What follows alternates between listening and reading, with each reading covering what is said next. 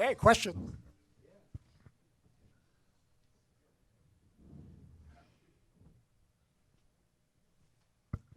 Richard, I want to heartily thank you for replicating the first two chapters of my new book. I'm flattered that you said that, Pat. I'm glad to do so. Plagiarism is the sincerest form of flattery, I think. Well, this is going to be fun when I talk in the next session. Professor Levy, I'm very interested in your notion of sympathetic bias and the idea that one should list their sympathetic biases in a publication. It seems to me that this could very possibly go down a very slippery slope that would take us to, say, a community of politically incorrect ideas in which you are no longer supposed to trust the output in this paper. Obviously, I'm making this argument from some personal experience. I'd appreciate your comments on that.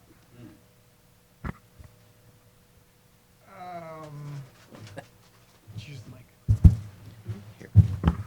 I don't even, it's, There's a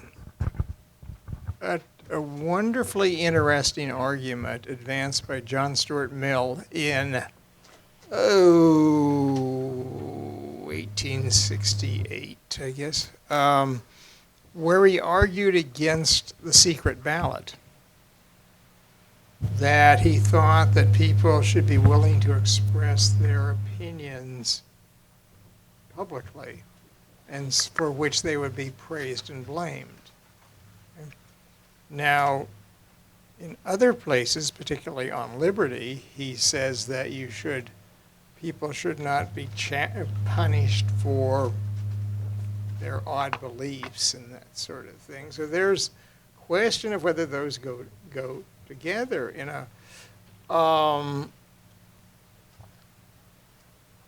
that I think telling people what the sources of bias in your paper are is an act of honesty, and it may very well cost you a lot.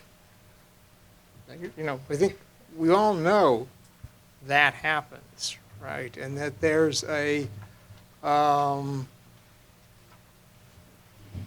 guess we got to start somewhere. I appreciate your answer.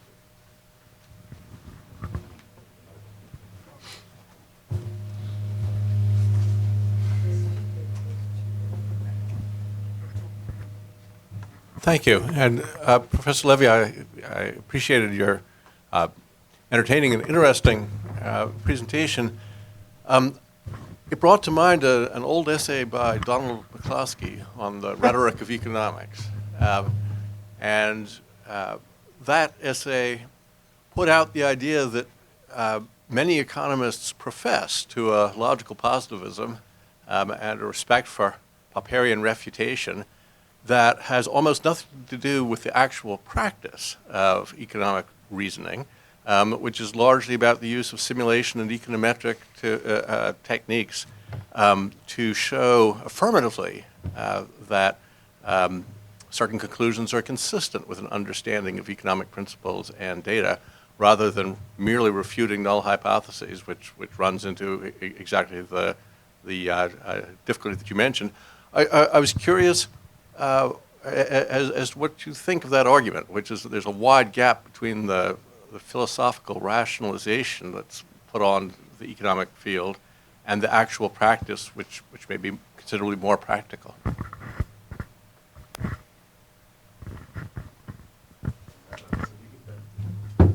trying to avoid feedback with the microphones.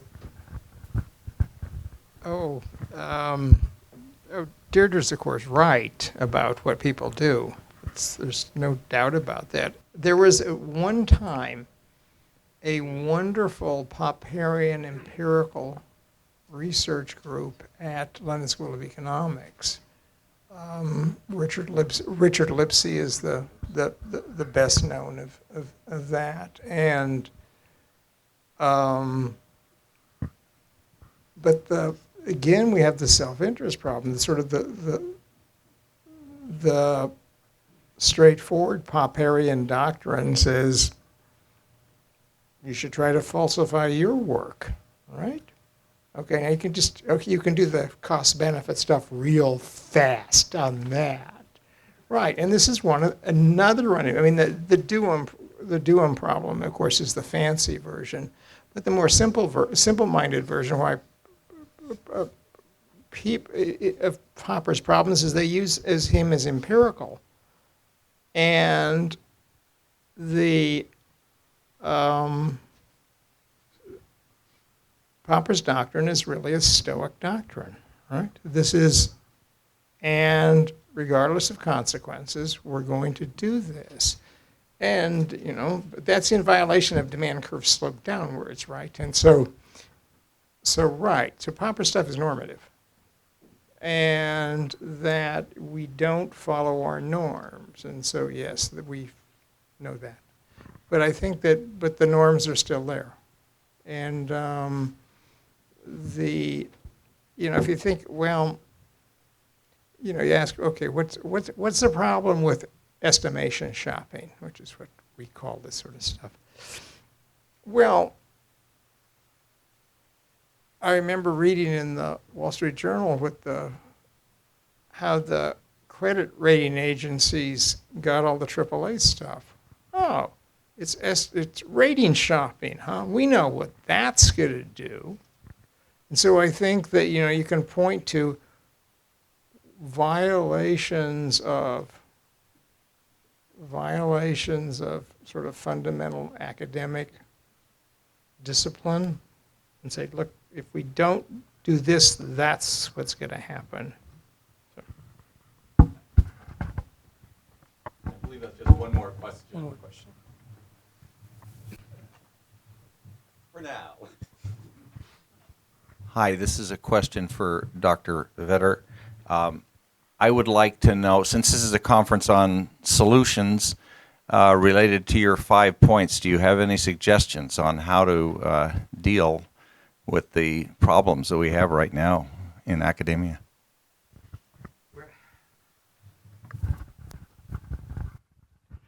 I was afraid someone would ask that. Now, yeah, time is up. Thank you. No, one thing I would point out in terms of coming attractions, our last session tomorrow, I believe, because I'm moderating it, or second to last, David Randall is shaking his head negatively, is on solutions. We are having a solutions session. And so it's coming up. I do think, I hinted at this, I do think things such as federal funding and money plays a role in all this. And we need to rethink, are we handling that appropriately? Do we make research grants appropriately? First, to whom we make the grants, what areas of disciplines, but also do we use the right criteria? I could get into a long discussion. I've testified before the House Science and Technology Committee. I think the federal overhead grant rules are totally crazy, just bonkers. So there are a lot of aspects of small points I could make here. But I think I'll defer answering your questions until I've had at least 2 drinks tonight. I actually interrupted the questions a little early. We actually have until 5:15, I've been informed. So despite the need for drinks, you can actually ask a few more questions for the next 10 minutes. I'm sorry. Okay. So, you can bring that microphone over. Yeah, I was about to use the legal loophole. I ran out of questions, and we have wonderful comments. So the thing is, when I came to the United States on November 7th, 1991, since then and for about 15 years, I felt like I was in scientific heaven. I mean, admittedly, I worked at top institutions, but still. And then things started to kind of fall apart. So what I'd like to suggest is that, as a biologist, in biology we use this, we look at time, what was happening over time. You were a child and you grow up and how you change.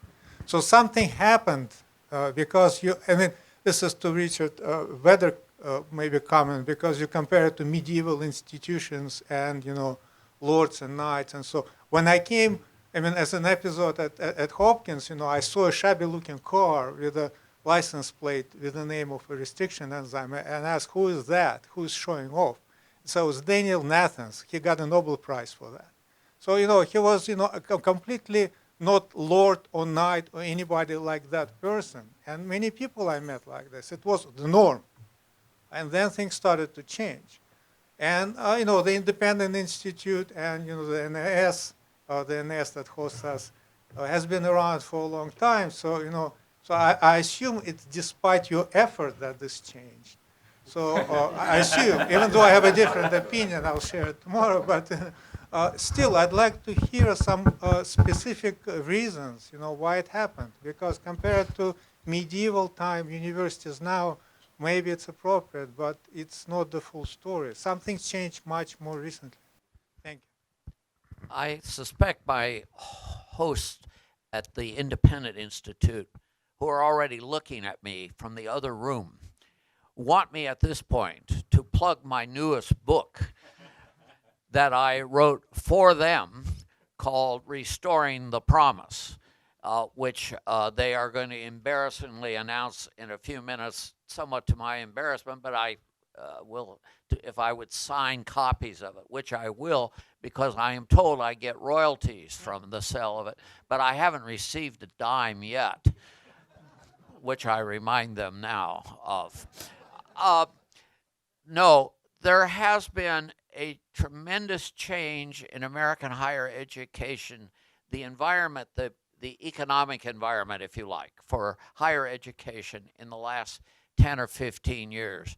The late Clayton Christensen, who passed away only a week or so ago, who had written about this, he has coined the term disruptive innovation, which I always thought was, and I still think is, sort of a takeoff on Schumpeter's creative destruction, which he took from Marx, by the way, which is interesting. So the Marxian Schumperian Christensen interpretation is that higher education is depends on disruptive innovation. Why? But Christensen said 1,000 higher education institutions roughly are going to fold, are going to close in the next decade. That we are in for a sea change, that people are waking up now and saying, what is this little piece of paper that we paid $100,000 or $200,000 to get? Is it worth it? Is this really the best way we can certify competency in the United States of America? Is this way? Can't we do better than that?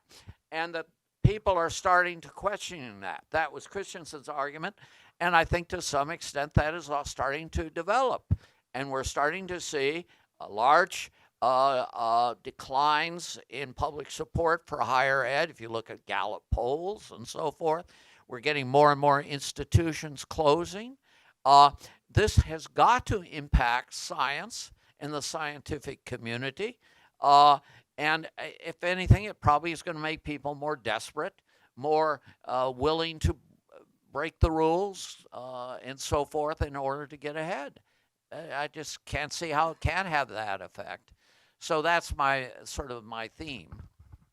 But I'll turn it over to my distinguished colleague from George Mason here, who may have a better thought.